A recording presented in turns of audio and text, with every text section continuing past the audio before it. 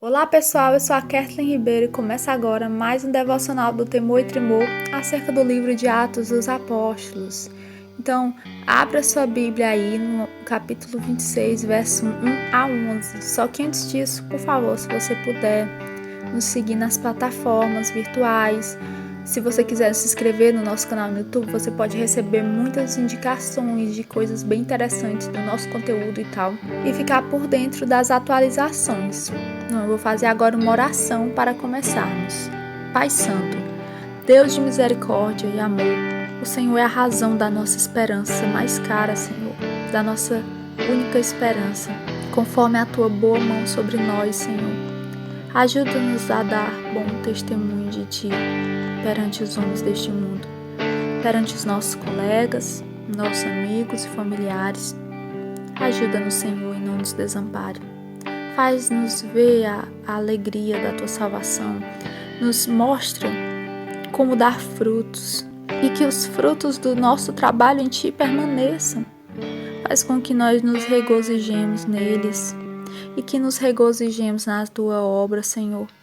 Não nos desampare em nossos medos, nas nossas angústias, mas nos conduza a um bom sentimento de confiança e ânimo em Ti todos os dias da nossa vida, para que não sintamos o peso dos nossos pecados e os males que nos rodeiam neste mundo, que as nossas angústias sejam conduzidas a Ti, que tenha cura para os nossos maiores infortúnios.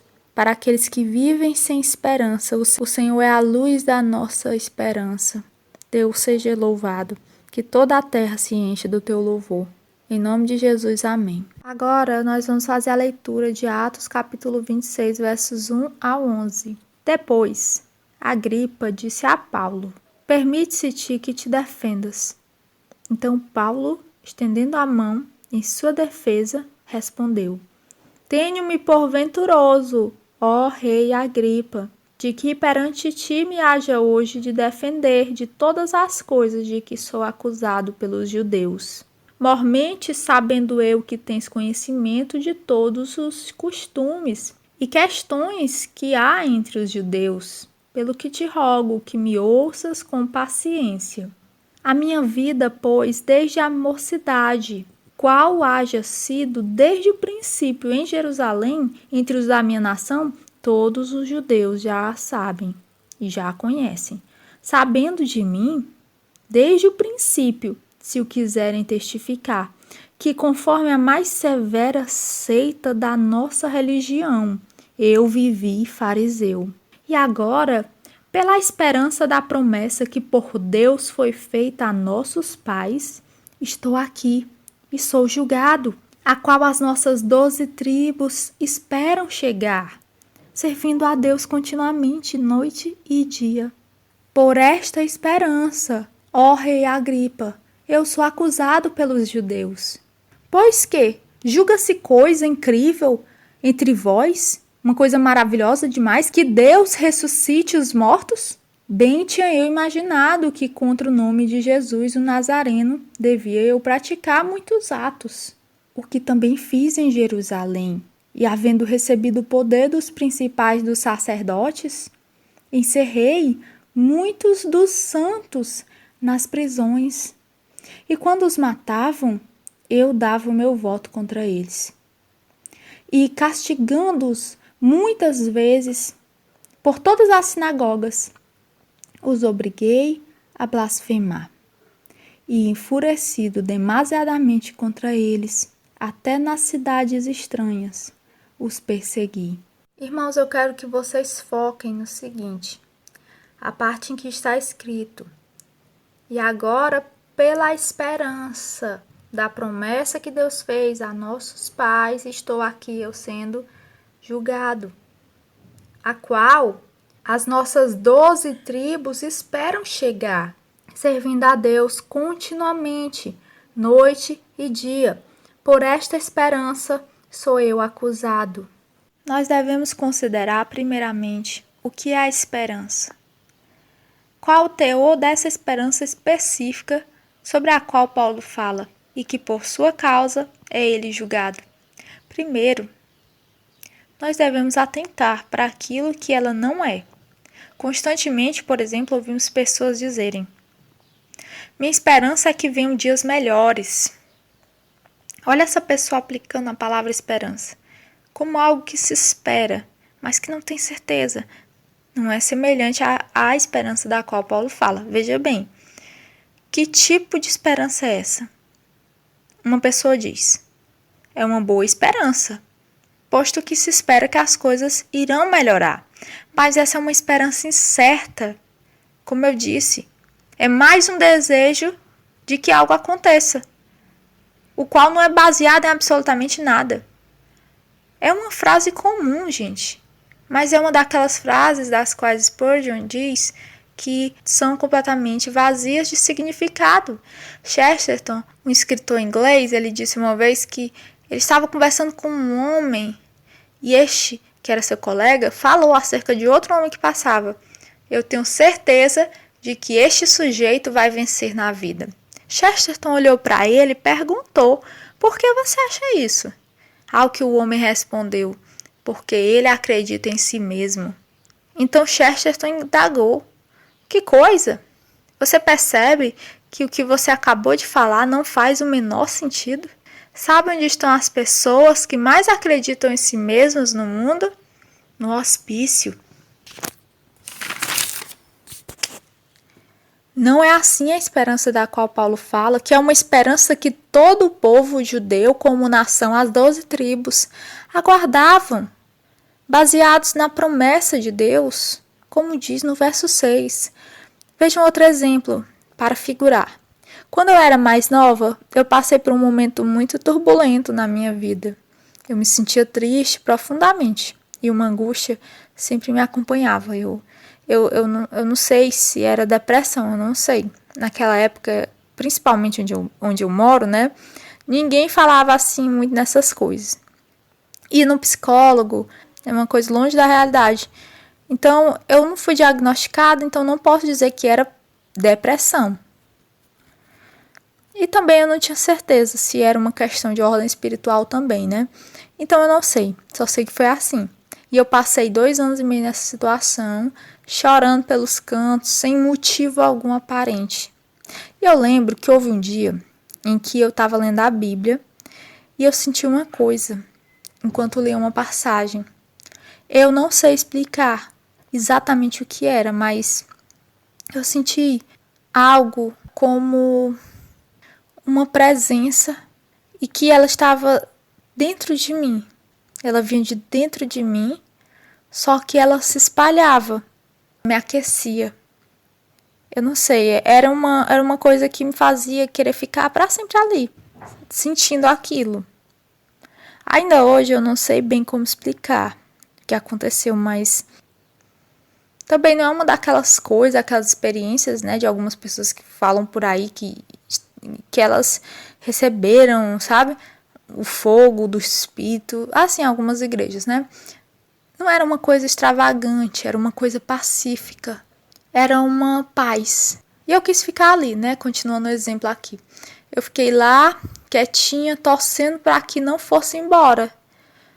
Mas eu sabia que iria. Eu sabia. E eu sabia que eu ia voltar a ser infeliz de novo. E angustiada, exatamente como eu tinha passado aquele tempo. Só que eu lembro que nesse dia eu disse assim para Deus: eu vou viver minha vida para sentir isso de novo no céu. Na minha mente eu sabia que eu não ia sentir aquilo de novo. Eu já estava sentindo que estava indo embora, né? Veio bem rapidamente e aí foi se extinguindo. E eu sentia que não era uma coisa desse mundo, mas eu queria sentir de novo. Só que eu achava que eu não ia sentir no mundo, mas só quando eu fosse para o céu. Porque eu sabia que eu ia sentir de novo a tristeza, ela estava voltando, né? Ela estava voltando devagarzinho. E aos poucos, aquela experiência estava diminuindo, pouco a pouco. E eu estava sentindo ela ir embora. Então eu disse isso para Deus, que eu iria sentir aquilo de novo no céu e que eu ia viver minha vida para que eu pudesse ter de novo aquilo. E era a minha esperança. Eu pus minha esperança naquilo. na fé de que eu iria sentir de novo. E eu sei que essa minha esperança é uma boa esperança, entendeu? Porque ela é como aquela que Paulo mencionou.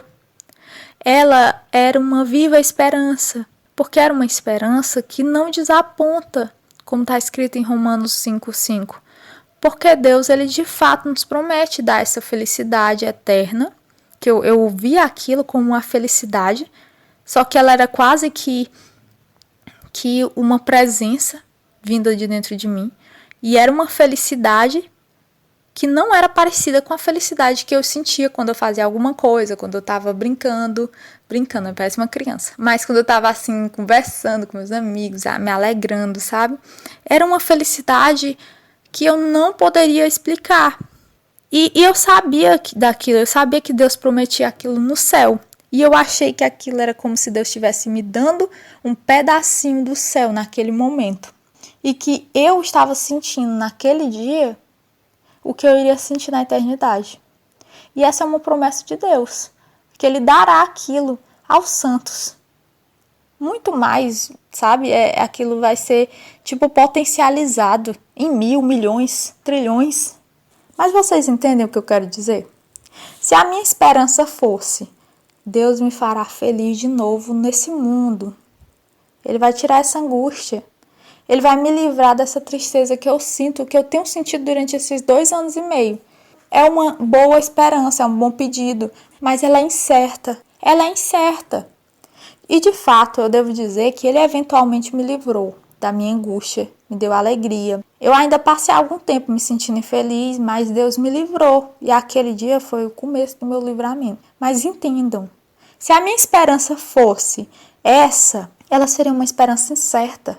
É como quando Jesus diz para aquela mulher, a samaritana: olha, quem beber dessa água vai voltar a ter sede. Mas quem beber da água que eu lhe der, nunca terá sede, porque ela se fará no interior daquela pessoa uma fonte de água viva a jorrar para a vida eterna. Se basear numa esperança incerta é como as pessoas que dizem: dias melhores virão. Elas dizem baseadas em absolutamente nada.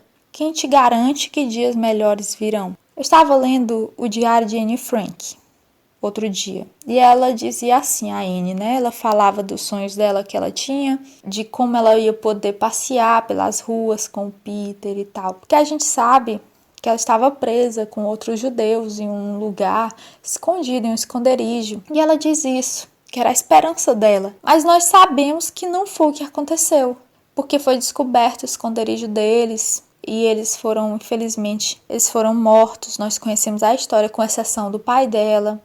A Anne nunca mais viu Peter, perdeu a mãe dela, viu a própria mãe morrer na frente dela, e ela mesma veio a morrer posteriormente em um campo de concentração nazista. É essa a questão. Quando alguém fala: olha, esse homem vai vencer porque ele acredita em si mesmo.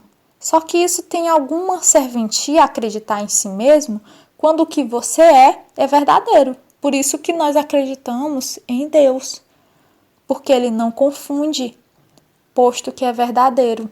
Então Deus acredita em si mesmo e nós acreditamos nele, porque acreditar em si mesmo não tem serventia se a pessoa for falsa. E se for falso, acreditar naquilo que é falso te levará à ruína. É o que acontece com as pessoas loucas. E por isso Chesterton usou esse exemplo. Elas ouvem uma voz dizendo algo a elas e ninguém mais escuta. Ou então elas têm uma visão de uma pessoa que está lá, mas ninguém mais vê aquela pessoa. E elas não julgam a si mesmas. Será que o que eu estou vendo é a verdade?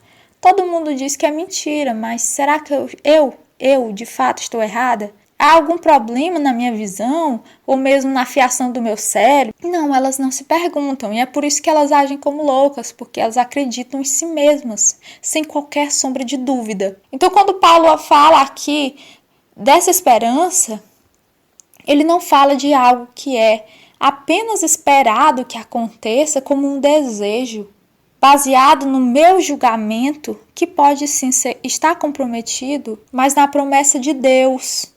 E ele aponta aqui para a generalidade dessa promessa. que foi dada a todas as 12 tribos de Israel. E quando Paulo diz que Deus cumpriu sua promessa que todos os filhos de Israel esperavam e cumpriu fazendo isso, justamente ressuscitando Jesus dentre os mortos, os judeus não acreditam. E ele diz: é por isso que estou sendo acusado, por causa dessa esperança. E é isso, irmãos. Deus, ele ressuscitou Jesus Cristo cumprindo a sua promessa e fazendo dele a nossa própria esperança infalível. Porque, baseados na ressurreição de Jesus, a Bíblia afirma que nós também ressuscitaremos. Por isso nós aguardamos em esperança a ressurreição dos mortos, porque Deus cumpriu sua promessa ressuscitando Jesus e Ele nos promete que ressuscitará também o nosso corpo mortal. Nós não estamos baseados naquilo que o homem deseja ou naquilo que o homem julga em seu limitado raciocínio e muitas vezes louco, iludido pelos defeitos causados pelo pecado. Mas nós estamos seguros na promessa de Deus, que Deus irá nos salvar.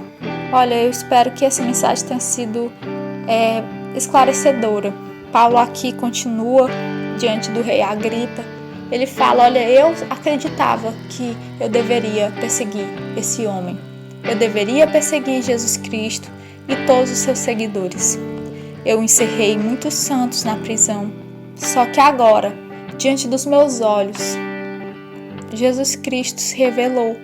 Eu tenho percebido que eu estava enganado e que a promessa dada aos nossos pais foi cumprida nos últimos dias. Que Deus abençoe vocês para a glória do nosso Senhor Jesus. Amém.